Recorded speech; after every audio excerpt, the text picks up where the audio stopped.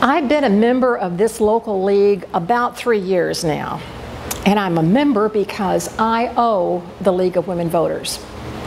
And I owe the League of Women Voters because as a young woman, when I was about 25 years old, I returned back to Corpus Christi, my hometown, in 1968, while my husband, a Navy pilot, was in Vietnam.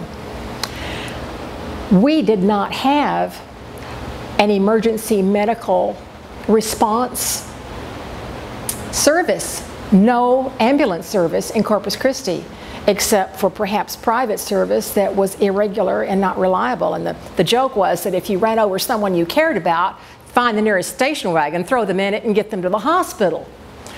And I shall never forget the one meeting that I went to with the League of Women Voters as a very young woman. I literally sat at the foot of these ladies at someone's home, and they were agitating and they were working to get emergency response service, city ambulances for the city of Corpus Christi.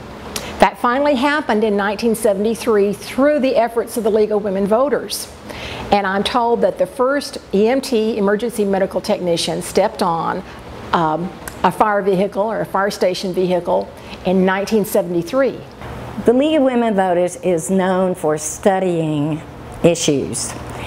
We don't take a position on anything until we've studied it thoroughly, and it continues to amaze me how, as an organization, we're able to stay a little bit ahead of the public and the politicians on important issues.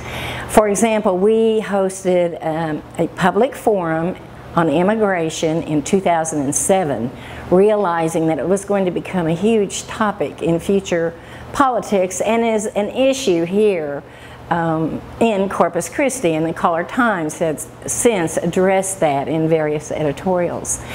In 2011, when we were studying water, and the question we were studying is, should water be a commodity?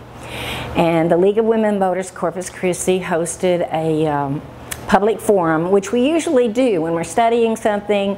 We include a forum for the public so that we can bring in the experts and we as league members can hear them, but so all the public can be informed. And that 2011 water forum was just ahead of the drought, and it dealt with the management of water, and our position became that water is a natural resource and should not be legislated or managed as a commodity. Well, I think we have to think a little bit about the history. A good 60 years before the amendment passed in 1919, women all over the world were seeking rights. And in 1848, in Seneca Falls, New York, a group of 300 women met to form a sentiment, a declaration that called for women's right to vote. And so that's 60 years ahead of 1919. And shortly after that, several of those women traveled to England, which also was under siege by women to expand the right to vote and give women's rights more clarity. Well, thank goodness the amendment was ratified. And I think it could have been done a lot sooner, but of course that didn't happen at that time. I think now we go forward. I think, again, there are issues that need to be addressed. One of those has to be, again, a part of equal pay for women, to continue on that aspect. Also to continue on making sure that many women vote, that they get out to vote, that daughters are educated, young women are educated, and also young men are educated. Because again, in our electoral process, that's one thing that we're finding out, is that a lot of the young people are not voting, and I think that is one of the major issues that we need to continue to address. Well, I would like to say that the League of Women Voters is an extremely worthwhile organization. It certainly deserves the support of every citizen of Corpus Christi. The meetings are open to the general public, and they're open to men. We're not just a group, but we're not excluding men. We have men who serve on our board of directors and are very active members.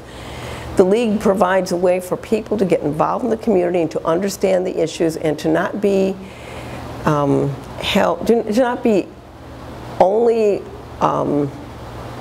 subject to the knowledge that they come across from their friends and relatives, or they happen to see a headline on the paper where they haven't read all the details, because the devil's always hiding in the details.